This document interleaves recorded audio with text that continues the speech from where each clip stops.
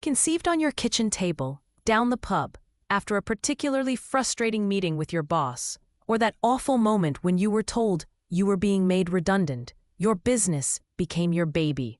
For years, you nurtured it, spent long days getting it off the ground, and despite the roller coaster of highs and lows, you achieved success. Now, it's time for you to let it grow up and leave you. Like any proud parent, as well as deciding the practicalities of how best to leave, there is also an emotional charge, a sense of loss, a change in your identity, perceived status, or fear that all your work will be in vain. The choice of subject for my blog post this week is drawn from the conversations I've had, particularly with older business people, that enough is enough. It's time to sell up, close down, move over, or move on. Now. Any business advisor will tell you that the time to start thinking about your exit strategy is when you initially start up. That's how you structure the business, manage the finances, both the businesses and your own, and build a knowledgeable team around you. This all facilitates a smooth exit. The reality is that most small business owners don't do that unless they had grand ambitions in the first place to scale up the business and make millions. Even fewer prepare themselves for the impact that emotional charge may have on them and their decision to sell up. Now, I'm not an expert in the technicalities of buying or selling businesses, but I have worked with many individuals where these personal emotional responses caused issues with the sale and handover of the leadership of small companies. I thought I would share a few stories with you. Except for Mealy's direct quote, "To protect client anonymity," these stories are composite examples of various clients I have worked with over the years. They are intended to give you a flavor for the range of emotions that arise when people consider selling their business. They fall into 4 broad categories of types of sale. Just shut up shop, a common scenario right now, although not many are as lucky as Andrea. She had ceased trading as a consultant after a successful career.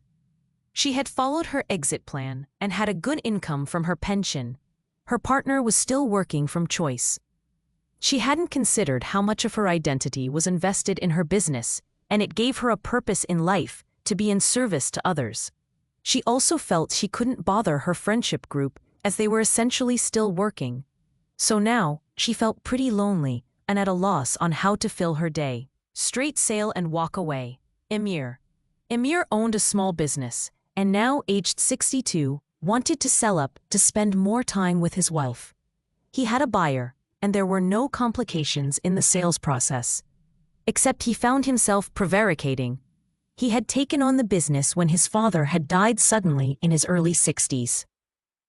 He had also taken on the role of being the main support for his mother until her death a year ago. We discovered through conversation that he had actually copied his father's life plan regarding how he should live his life. But his father had never had the opportunity to retire, so Emir had no model for how to be in that role. Straight sale and walk away. Margaret ran a small boutique agency and sold it to pursue her other interests. However, she stayed in touch with her old staff as they had become friends over the years. They had not taken to the new owners. They would often tell Margaret about the latest scandalous activity and how unhappy they were.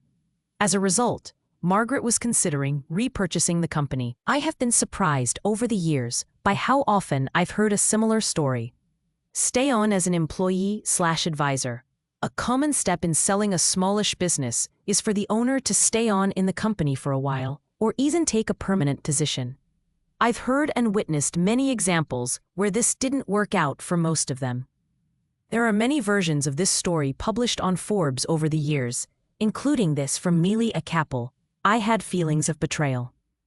Although I knew I had decided to sell my business, I still felt somewhat stung by others taking the helm and changing things. In the back of my mind, I'd find myself wondering, whom do these people think they are, anyway? Stay on as chairman of the family business. Early in my career as a consultant, I used to buy appointments from a telemarketing firm. This meant that I would turn up to see the company with very little information. I was in one such meeting with the chairman of a small manufacturing company. He had a beautiful, imposing office with a green leather-top desk. Everything I asked him about his company, he told me it was fine and all covered. Then I asked him why he had agreed to see me. He replied that he was bored.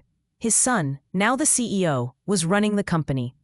He asked if I would like to meet him, as he could probably use some help. He got up and led the way into a bustling, cramped open-plan office, where he introduced me to his son. What conclusion can I draw from these reminiscences and stories? Firstly, I would suggest you plan your exit strategy long before you need it, especially if you're going to sell. Set up your business to be robust in managing without you. Most importantly, though, prepare yourself emotionally for letting go. And if you're retiring, make sure you have decided what you're going to do instead. Not just in using the extra time you are going to have, but in ways that give you fulfillment, a clear identity, and friendships outside of the business.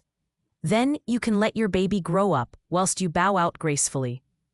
If anything I've written in this blog post resonates with you, and you'd like to discover more, it may be a great idea to give me a call on 07970 63857. Let's have an initial chat over a coffee and see how I can help you.